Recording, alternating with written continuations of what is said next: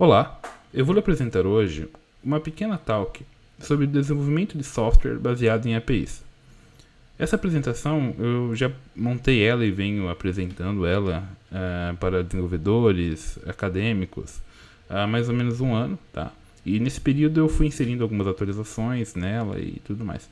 Eu até tenho ela disponível no YouTube, enfim, de algumas vezes que eu já apresentei em palestras e tal. Mas assim, dificilmente a gente consegue ter uma captura de áudio legal ou explicar alguns pontos com mais clareza em detalhes, né? E eu vou tentar usar esse momento aqui para isso. Meu nome é Júnior Conte e quem quiser depois explanar um pouco mais sobre o assunto vai me encontrar nessas redes com esse nickname. Eu sou o cofundador e CTO da Serra Beats, que é uma startup de tecnologia para o setor moveleiro. E a pauta hoje aqui é falar um pouquinho sobre o que são APIs e por que eu e você, como desenvolvedores, deveríamos nos preocupar ou pelo menos considerar a possibilidade de vir a utilizar uma API no nosso dia a dia. Bom, antes deixa eu fazer um pequeno disclaimer, né? Eu, embora seja um aficionado talvez por APIs, eu serei imparcial na medida do possível pelo menos. E nos últimos 4 anos eu venho trabalhando, cunhando APIs diariamente, né, em meus projetos. E vou tentar retratar um pouquinho aqui do que eu aprendi que dá certo e que não dá nesse cenário. Então, por esse caminho, eu já vi pessoas, enfim, falar de tudo, né? Eu vi pessoas falando que a API é vida, a API é uma das melhores arquiteturas, embora não seja puramente uma arquitetura, simplesmente falando, não um conceito, mas é uma das melhores coisas que foram inventadas e tratadas e descobertas recentemente no mundo do software. Vi pessoas falando que a API só atrasa, que toda hora quebra o projeto, que cria uma série de manutenções desnecessárias, coisas desse tipo. E já vi muita gente também falando que a API é uma coisa legal, mas ainda está cético quanto à aplicabilidade disso. Então, antes de a gente avançar um pouco mais, ou começar a falar sobre o negócio, vamos fazer uma pequena retrospectiva e vamos falar um pouquinho de como era a internet, né? Então, a gente vai voltar lá para os primórdios, ou nem tanto, para falar sobre websites, né? E a internet era basicamente constituída de websites, né? Páginas HTML geradas por algum processador dinâmico, por exemplo, PHP, que era responsável por fazer um aparato geral ali e levar o HTML, o CSS, o JavaScript até o browser do cliente. E a internet funcionava basicamente como um centro de perguntas e respostas. Então eu tinha uma request que chegava a um servidor web, que tinha um interpretador PHP ou qualquer outra coisa, né, uma linguagem CGI, que era responsável por fazer um aparato de CSS, HTML e JavaScript, gerando HTML dinamicamente e devolvendo essa resposta para o requerente, né, para o nosso cliente lá na ponta, que recebia esse punhado de conteúdo e o browser então renderizava isso. E a cada vez que eu precisava de uma nova informação, ou acessava uma página, ou modificava uma página, esse processo inteiro se repetia. E isso funcionou muito bem, né? Nós tivemos portais gigantescos, né, que funcionavam dessa forma, sistemas até complexos, né, datados ali de 8 anos atrás até 6 anos atrás, mas criaram uma dita tecnologia que veio mudando e revolucionando um bocado aí a forma como a web funciona, né? Para os mais conhecidos, os mais familiarizados, o tal do Ajax, que não é o produto de limpeza, mas significa Asynchronous JavaScript and XML. Bom, na prática, é a capacidade de transferir conteúdo separado, né, de interfaces. Então, com a adoção plena do Ajax, nós tivemos ali a ascensão da web, que saiu dos browsers dentro dos desktops e foi basicamente para todos os lugares, né? Então nós temos uma interface adaptada ou ajustada para cada device, né? E essa interface trafega com o servidor um pacotinho de dados, um pacotinho de informações que são apresentados de acordo com cada interface, então, em cada dispositivo. E nesse movimento, né, nós vimos ali, acompanhamos o surgimento de uma série de tecnologias que favoreceram a construção desse tipo de arquitetura, né? Eu cito aqui algumas, mas são várias outras, e se tratando de frameworks JavaScript, que é a grande maioria dos casos aqui na tela, semanalmente você vai ter alguma coisa nova, provavelmente, sobre isso. Então, põe um a mais aqui. Indiferente da tecnologia que você está utilizando no front-end, vamos entender assim, rodando no browser, né? Todas apontam, né, para uma mesma direção, embora existam vários caminhos possíveis no que diz respeito ao front-end, todos apontam para algo em comum, que é a API. Mas antes, o que é uma API? Pegando a definição chula aqui do Google, então API, ou interface de programação de aplicação, que seria a tradução da sigla, é um conjunto de rotinas e padrões estabelecidos por um software para a utilização de suas funcionalidades por aplicativos. Entenda-se aqui aplicativos, aplicações, então aplicações distintas. De modo geral, a API é composta por uma série de funções e que permitem utilizar características do software menos evidentes. Um sistema operacional, por exemplo, possui uma grande quantidade de APIs, que permitem ao programador criar janelas, acessar arquivos, interagir com hardware, etc, etc. A questão é que a API não é uma coisa nova, tá, pessoal? Então, desde os primórdios, desenvolvendo lá em C, C++, Java, .NET, você já utiliza um conjunto de APIs que o seu framework, que o seu ecossistema, né, proporciona para você consumir informações, recursos um pouco mais avançados de uma forma mais abstraída, tá? Só que o conceito, ele vai mais além. A gente pode até dizer que a API é quem estabelece o contrato entre as partes. Partes quem? Né? No contexto da web, por exemplo, seria o server, né, o servidor, e o browser, ou o cliente.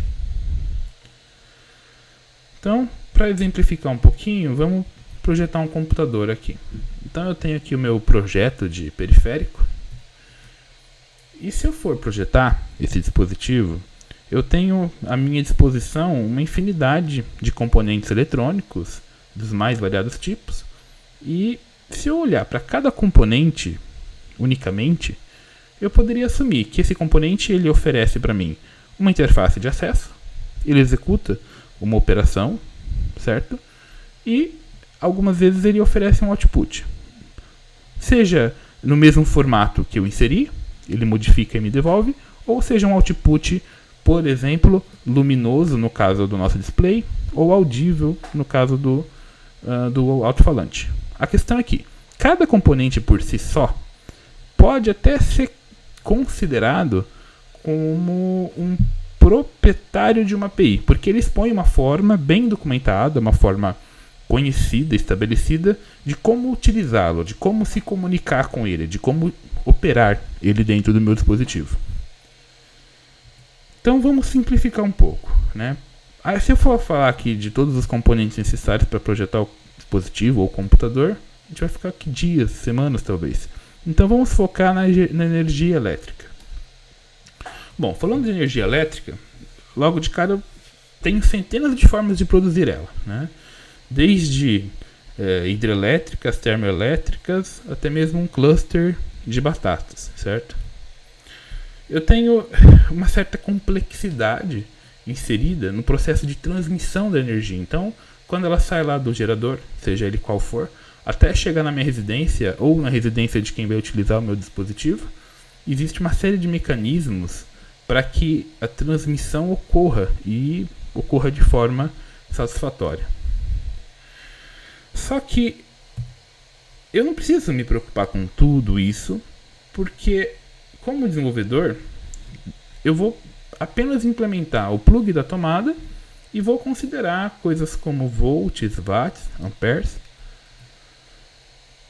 E se tratando de tomadas, eu tenho uma ampla documentação disponível. Então, eu vou utilizar ou tirar proveito, né, de um recurso que é a energia elétrica, e para isso basta eu seguir a documentação, me preocupar com as especificações técnicas para poder então utilizar esse recurso e interagir com ele. Então, quando eu me deparo com esse tipo de informação, considerando que a energia elétrica é a nossa API, ou melhor, a tomada é a nossa API e a energia é o recurso, eu caio no cenário, que a API é uma coisa bacana, a API realmente simplifica, facilita, porque eu abstraio toda uma complexidade e posso então focar diretamente no meu negócio. Só que aí alguém vai lá e bota um terceiro pino na tomada, quebra todo o processo, muda a regra do jogo, daí você repensa tudo isso e a API é uma coisa que só atrasa. Só que na verdade as coisas podem ser um pouco mais versáteis, tá? Se tratando de APIs, é possível flexibilizar e isso é até necessário, tá? E é uma boa prática, né? A gente se preocupar com esse tipo de flexibilidade, e a gente vai ver um pouquinho mais sobre isso um pouco adiante. E quando eu levo em conta que eu posso ter mecanismos que adaptem a necessidade do meu usuário, eu já considero novamente então que a API pode ser interessante. Então é uma curva, né? Um ciclo, na verdade. E a regra geral é que você se torne ou continue sendo cético em relação a como usar, e se você seguir as regrinhas, provavelmente não vai encontrar problemas. Bom, como fica tudo isso no contexto de software, né? Falando de software, puramente software, nós temos, de novo, uma infinidade de APIs possíveis, né? A API do HTML5, por exemplo, que é para acessar o geolocation, trabalhar com file read e file write diretamente no browser, que possui uma outra gama de APIs, APIs de sistemas operacionais, APIs de frameworks, linguagens, enfim, uma infinidade. Então, para tornar o processo um pouco mais produtivo, vamos falar de Web APIs, né? Vamos segmentar um pouquinho mais a nossa discussão. Se tratando de Web APIs, nós temos dois pontos de vista que estão corretos, ambos corretos. Eu poderia falar do processo de consumir uma API de um terceiro ou de consumir minha própria API, ou seja, eu construo minha API para utilizá-la em meus projetos. APIs de terceiros permitem a integração com serviços de alto valor, mantendo o custo de implementação reduzido. Bom, na prática, o que significa isso?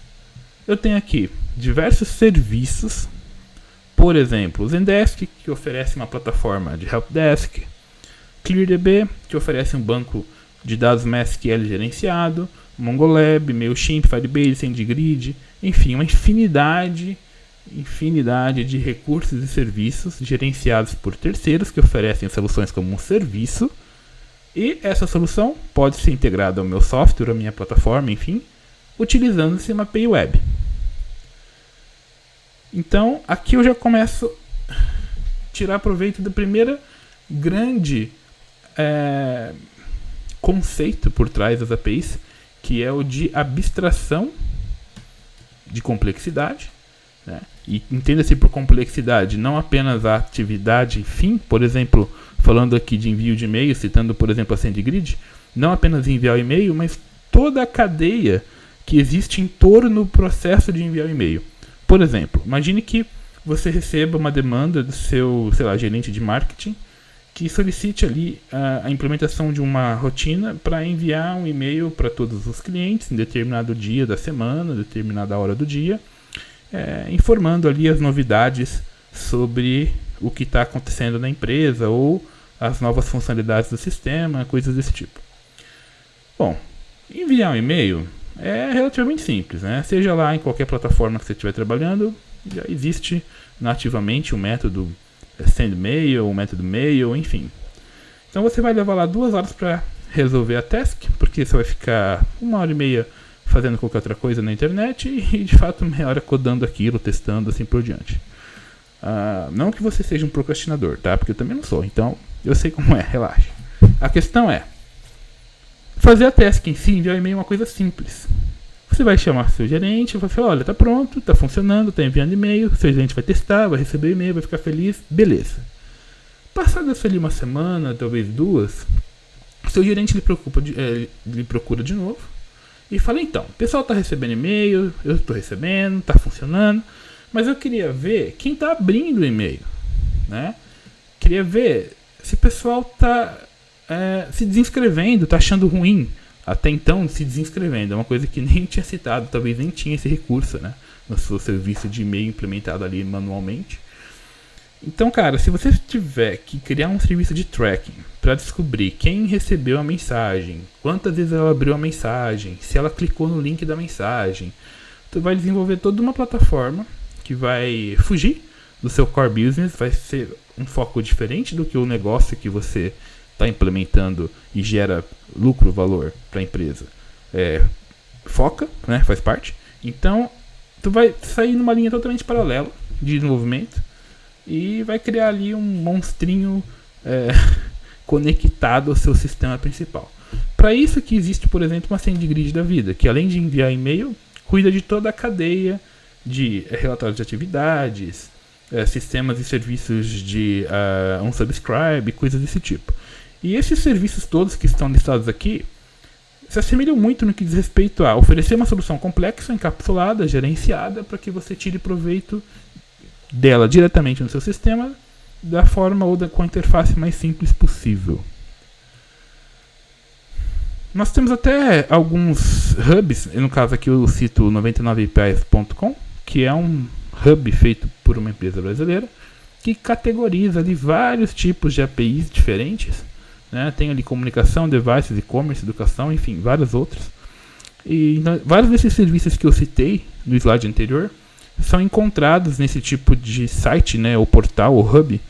E, enfim, alguns gratuitos, outros não, mas tem bastante informação bacana ali. Às vezes um serviço que você está pensando em desenvolver, como um serviço periférico do seu sistema principal, pode ser terceirizado e utilizado como um serviço cloud em algum desses provedores. E 99APIs.com é um lugar para você encontrar esses caras, por exemplo.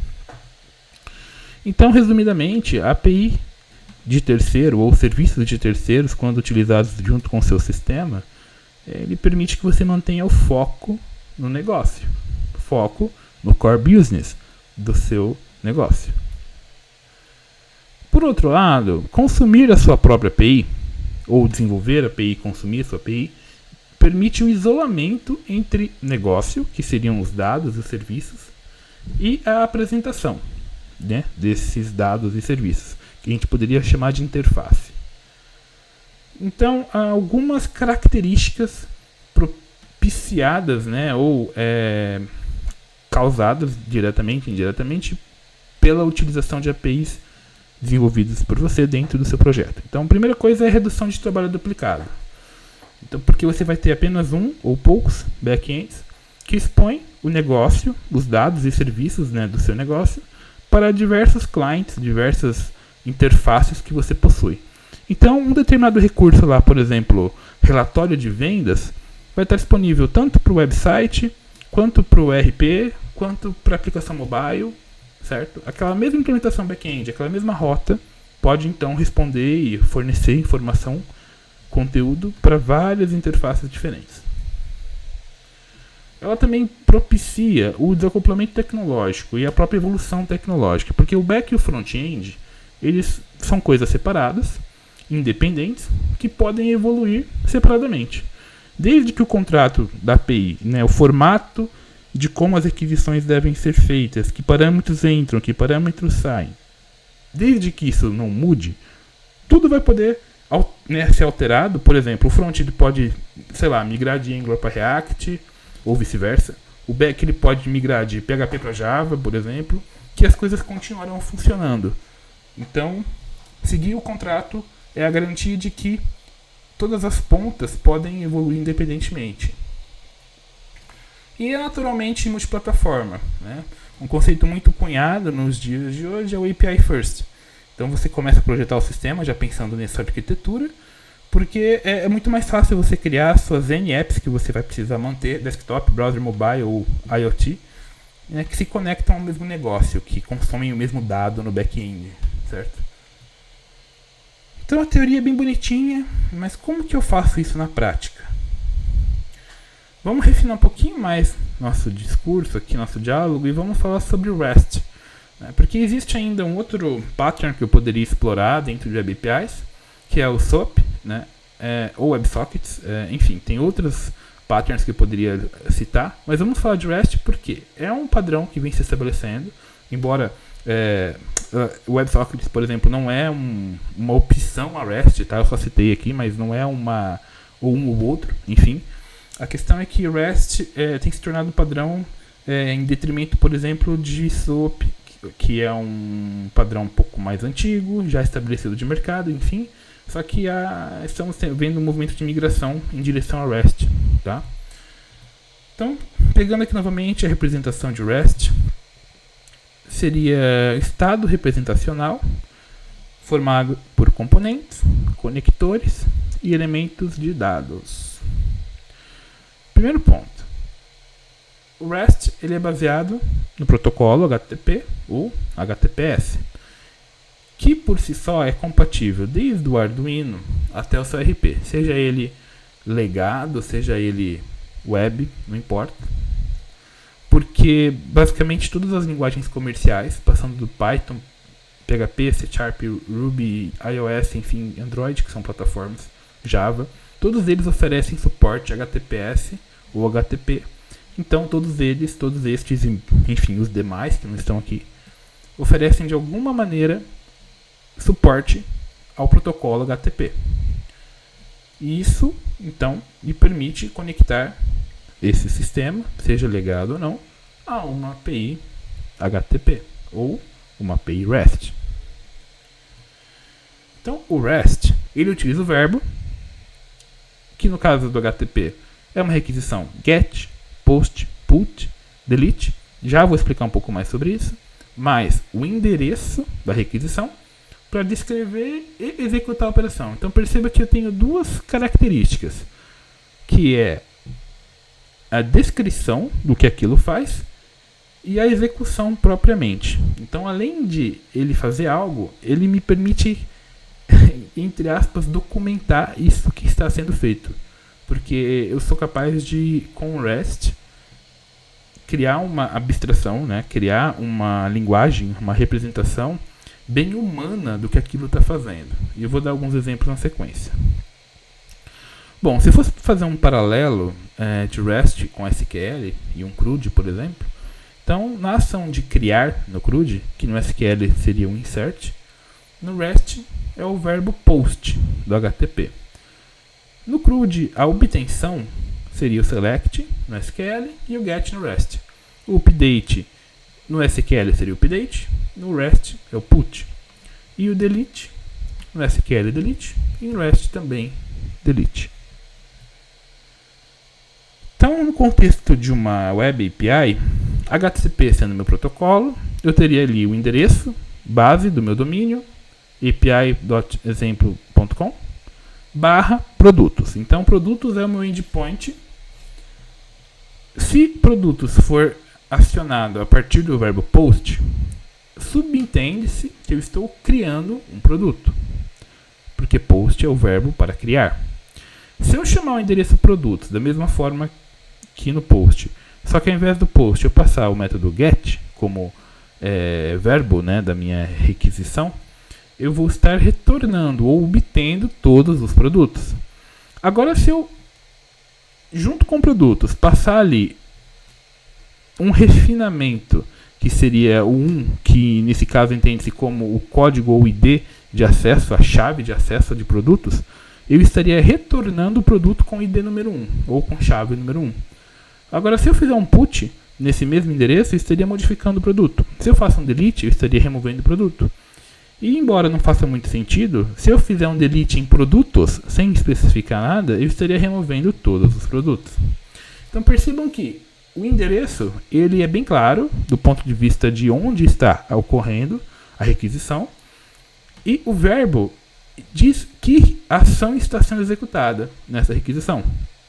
Então, com duas pequenas amostras de dados aqui, eu tenho, além da ação sendo executada, né, eu tenho a documentação pelo menos de forma simplificada, do que aquela requisição faz, ou do que aquilo estaria fazendo no meu sistema.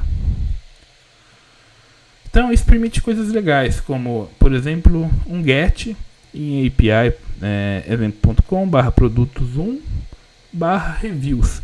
Né? Então reviews é um atributo, né? Uma coletânea de dados ligados ao produto de código 1.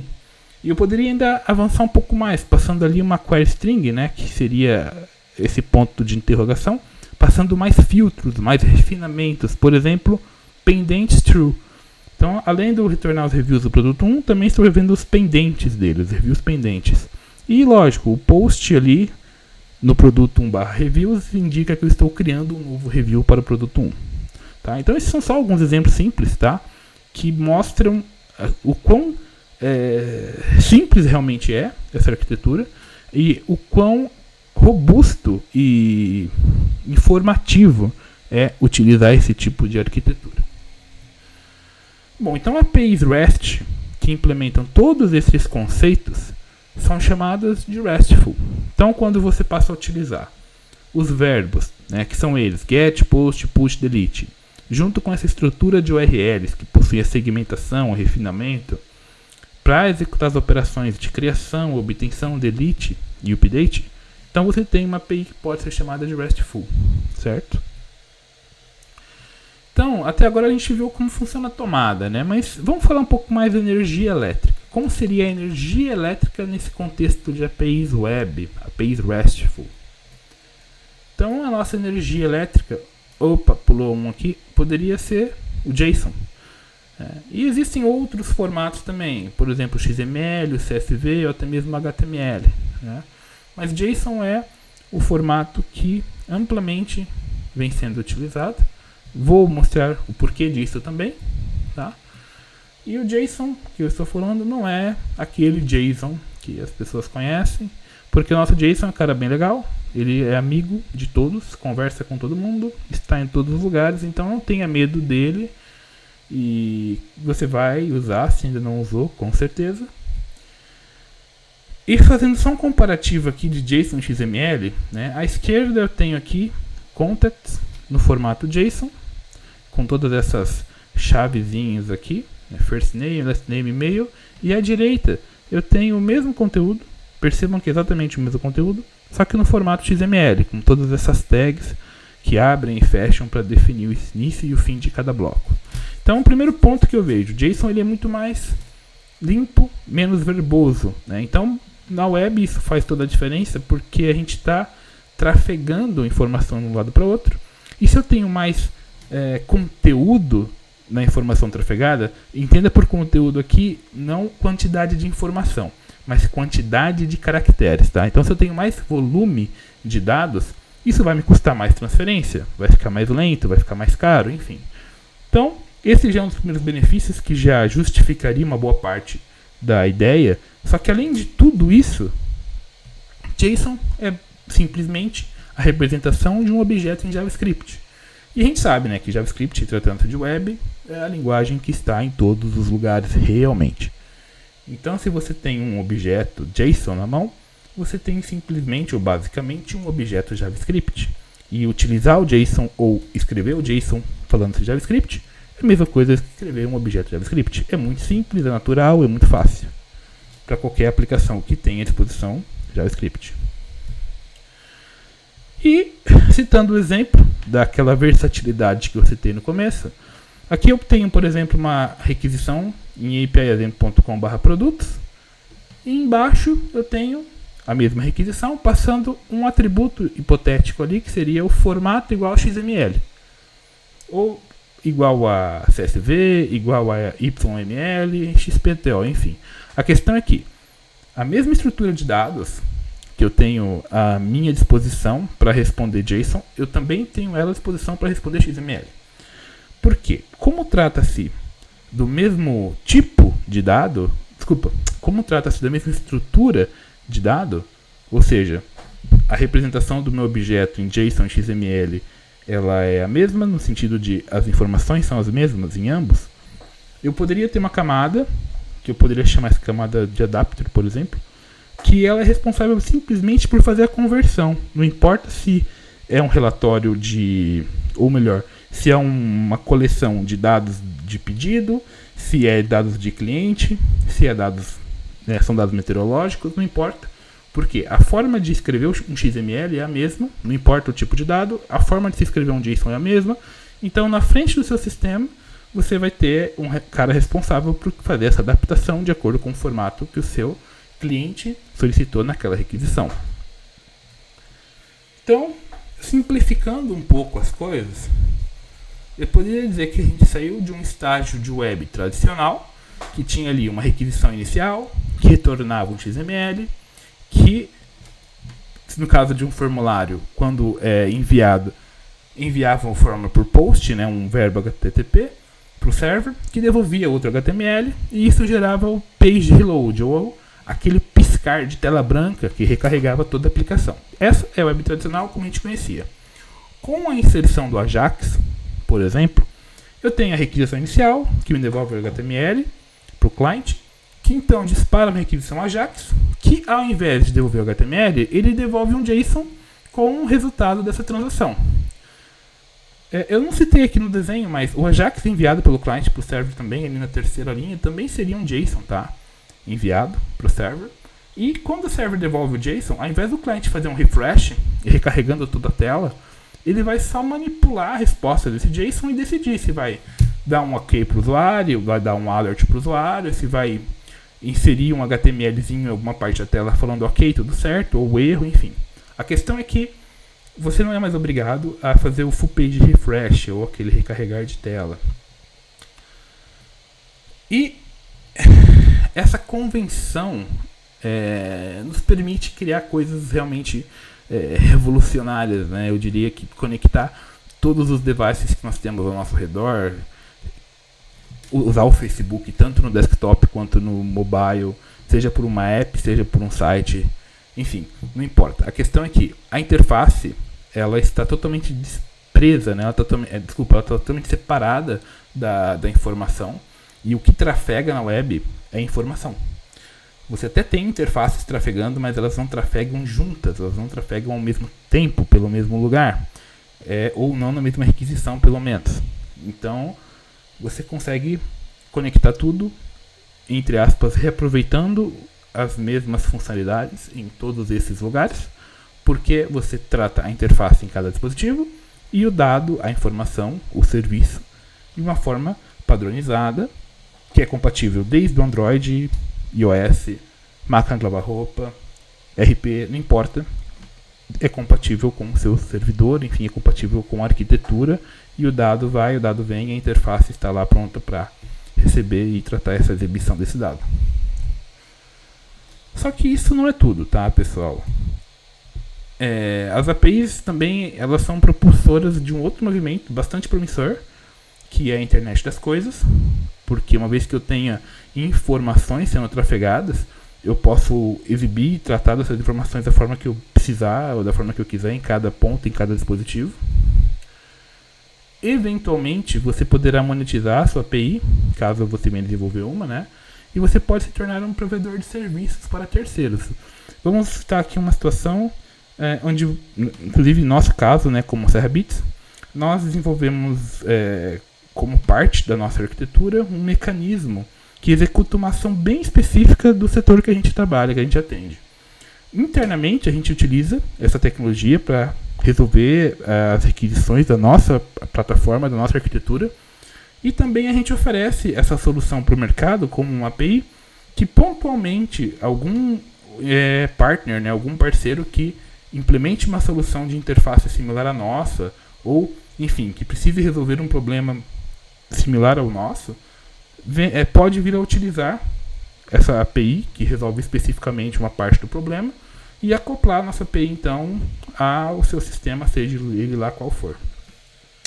Então, uma vez que você passa a utilizar APIs para resolver seus problemas internos, você também pode preparar essa API para atender o mercado. E existem vários padrões e várias ferramentas que podem ser utilizadas, por exemplo, para documentar, testar APIs. E é sempre bom tê-los assim à mão, conhecê-los. Estou citando aqui o Swagger, que é compatível com uma pancada ali, vários frameworks, várias linguagens diferentes. E também permite que você importe um arquivo JSON ou YAML de configuração. E a partir do Swagger você pode não só documentar e listar as funcionalidades, mas também pode testá-las como se fosse um live try, né, para você poder usar e testar a API dentro da própria documentação.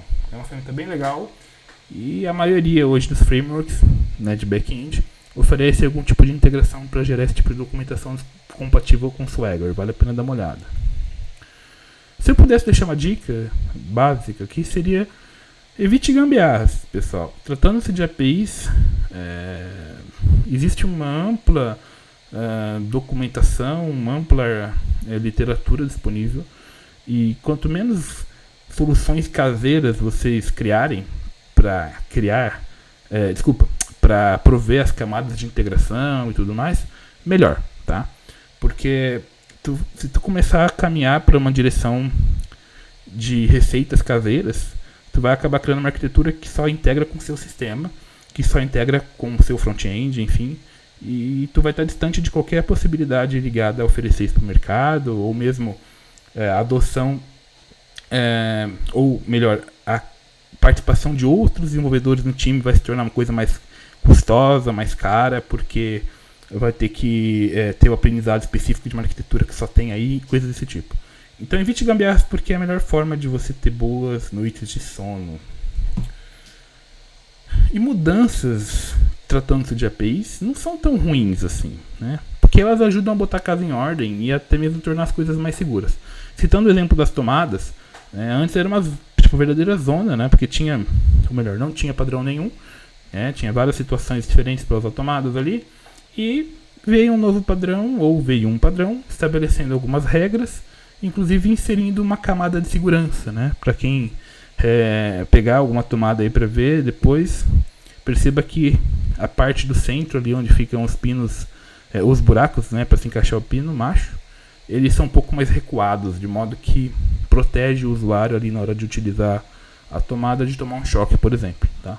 Então essas mudanças, embora elas possam quebrar o contrato logo no início ali, são quebras que propiciam uma melhoria de modo geral. Então seja receptivo a elas quando elas ocorrerem nas APIs de vocês, porque elas são responsáveis pela melhoria no processo como um todo. E tem algumas empresas brasileiras que geram bastante conteúdo relacionado a isso. Depois dê uma olhadinha no YouTube, no canal da Sensidia, porque já há algum tempo, alguns anos inclusive, eles vêm publicando uma série de webinars, podcasts, enfim, boletins mensais, uma série de coisas legais. Inclusive são responsáveis pela organização de um evento anual focado em APIs, certo? E enfim, são empresas como a Sensidia que criam um conteúdo aberto e gratuito de qualidade para nós desenvolvedores. E esteja atento também a ferramentas. Cito aqui Dream Factory, que é uma ferramenta que eu já utilizo há 2 anos, 3 anos quase, e funciona com um API Gateway, API Proxy, e ferramentas como essa, por exemplo, são capazes de gerar ali, com alguns cliques, quase que 90% do seu back-end quando você utiliza os padrões, os patterns de arquitetura de dados, REST, RESTful, e também nesse caso do Dream Factory com 90% das APIs são geradas, quando você também utiliza alguns padrões de banco de dados. Então, Dream Factory é um assunto para eu tratar depois, mas quem quiser dar uma olhadinha, dá uma olhada no canal porque já tem alguns vídeos sobre isso. E basicamente era isso que eu queria falar, mostrar. Agradeço aí sua atenção, sua paciência. Não dá para fazer perguntas diretamente aqui, agora, né? Mas se tiver alguma dúvida, sugestão ou qualquer coisa desse tipo, você pode enviar para mim através das redes sociais ou como comentário deste vídeo. Sempre que recebo alguma coisa, tento ajudar, tento responder, tá? E é isso, me coloco à disposição e até a próxima. Dando uma de pirula agora. Falou!